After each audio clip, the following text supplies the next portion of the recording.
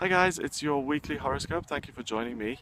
This one is for the week starting Monday the 29th of August and going through it all the way until Sunday the 4th of September. So we're in September already, and my horoscopes are based on Greenwich Mean Time, so Europe time.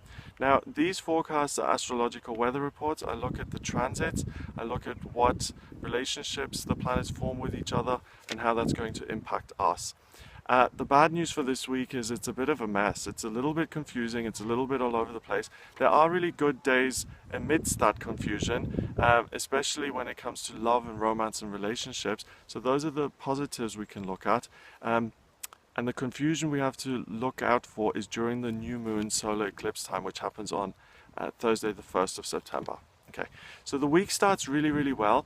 The moon is in Leo, Venus goes into Libra, Venus, the planet of love and beauty, in this super harmonious sign of Libra concerned with building bridges and creating positive, harmonious relationships. So that's what Monday is about. It's a really good time to connect with other people, to enjoy other people's company, to build great relationships, to enjoy love and romance and having fun with other people. And it also rules anything creative. So fashion, design, those do really, really well on Monday. So if you're involved in that kind of thing, Monday is the day for you. Also, if you're in a relationship or if you care about someone or if you're single, relationships, deepening, strengthening your relationships or even meeting new people, all of that stuff is really, really good on Monday. So if you are trying to organize your week, book that in for Monday. It's really, really good. Now on Tuesday, this is where the complications start to kind of come in now. Mercury, the planet of communication, goes into retrograde. Okay? Whenever Mercury goes into retrograde, communication becomes more stifled, more difficult. This one in particular is difficult because Mercury is in Virgo. And Virgo is one of the signs that is ruled by Mercury, so it's kind of a double whammy. Virgo also is about taking information in, making sense of it and analyzing it, and the fact that Mercury appears to be going backwards means that analysis, technical skills, details, all of that kind of expertise is a little bit stifled, is a little bit more difficult. So the way to work with this is to avoid things like contracts or making commitments to paper, anything to do with paperwork. If you can, obviously, if you can't avoid it, if you have to make a commitment, people's lives go on despite Mercury being retrograde, then make sure all the details are as good and as in place as they possibly can be. What you can do during this retrograde is to re-examine your own physical health, what you do in terms of your exercise routine, and also you can re-examine working commitments. Okay, and how effective they are, because those things are ruled by Virgo. You can look at them in a different way and see what else you can get out of it. Now, Wednesday, the 31st of August, this is a nice calm day actually. The moon goes into Virgo at 3:23 in the afternoon, and I personally feel that this softens the Mercury retrograde a little bit. The moon is what nurtures us, it's what feels comfortable. So the fact that the moon now joins Virgo means that this retrograde doesn't grate as much and it doesn't feel as traumatic. So Wednesday, I think, can be even calm and insightful. So if you're trying to chill out or just have a nice calm day, sometime this week, Wednesday is your day to plan that in. I think it's going to be a really nice calm day.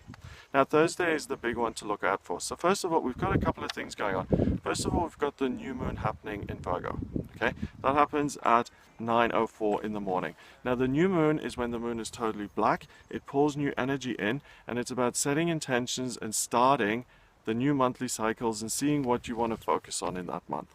Okay, it's very nice. It's a very kind of positive time to set intentions and to grow.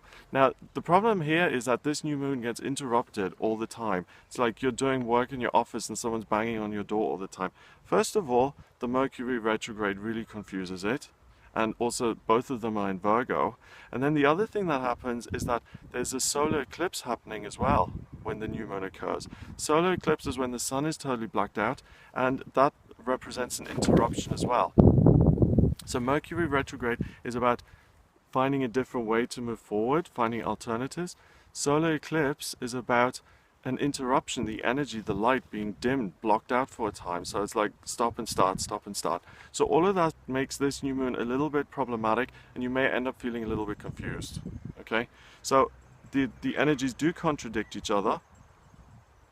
And the solar eclipse,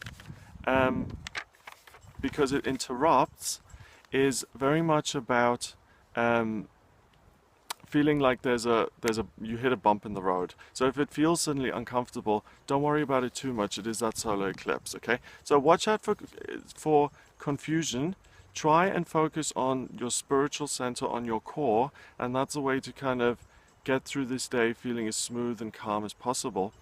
On a mundane astrology level, so astrology for the world, eclipses have to do with the people or the rulers, okay? And because this is a solar eclipse, it has to do with rulers.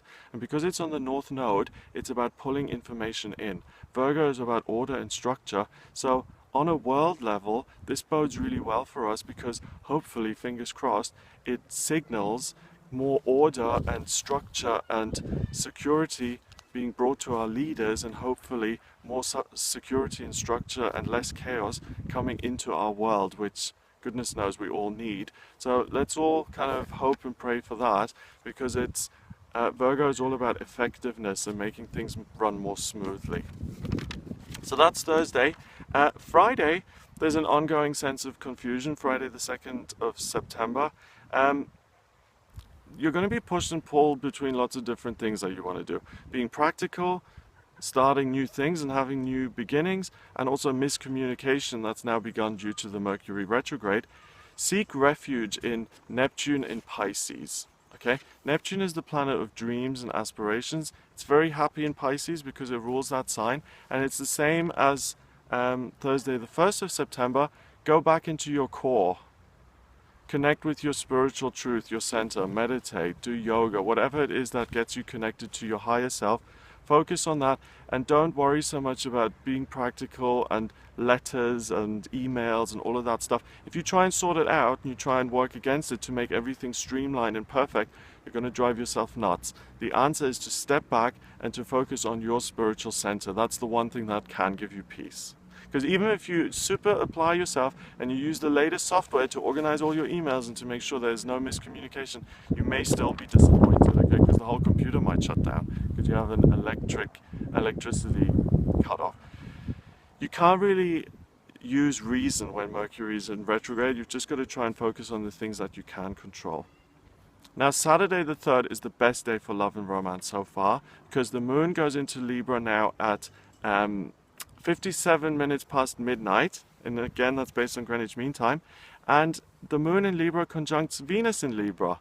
So the moon, your soul, what you feel comfortable with, Venus, the goddess of love and beauty, that is like Monday but squared. So this is the best time to spend with a partner, to plan a romantic dinner, to plan a romantic day out, to kind of do a bubble bath with rose petals, whatever it is you want. This is really good day to connect with someone. And there is a Mercury retrograde going on, but the love energy is really powerful, and I think both the moon and Venus, they kind of mitigate Mercury retrograde, and I wouldn't worry so much about possible miscommunication. I think it's a really good day for love and romance.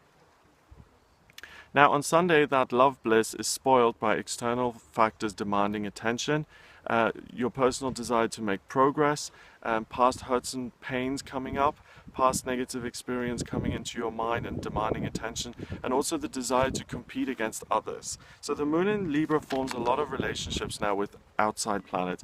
Mars in Sagittarius, it quincunxes Chiron in Pisces, and it opposes Uranus in Aries. So it's going to feel like other things are interrupting you again, and I think that can be a real keyword for the week.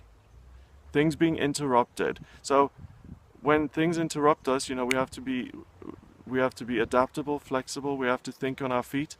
We can't demand total peace and quiet and a safe space to concentrate. You just have to do the best you can with what is, and don't demand perfection. That particularly is really going to stress you out if you're a perfectionist, because you're just going to have to do the best you can. So I hope that gives you an idea of what you'll be working with. If you'd like a private reading with me about your career or your finance, love life, what's coming up in that, health, spirituality, family life, please get in touch with me via my website. It's gregoryscott.com. Click on the readings tab and you can order your reading with me there. Please remember to subscribe to the channel. I do these weekly horoscopes. I also do daily tarot readings, monthly horoscopes, and I also do live readings on Facebook. Facebook.com/GregoryScott444. Check that out, like the page, and next time I'm on live you'll be notified. Have a wonderful week, and I'll speak to you soon.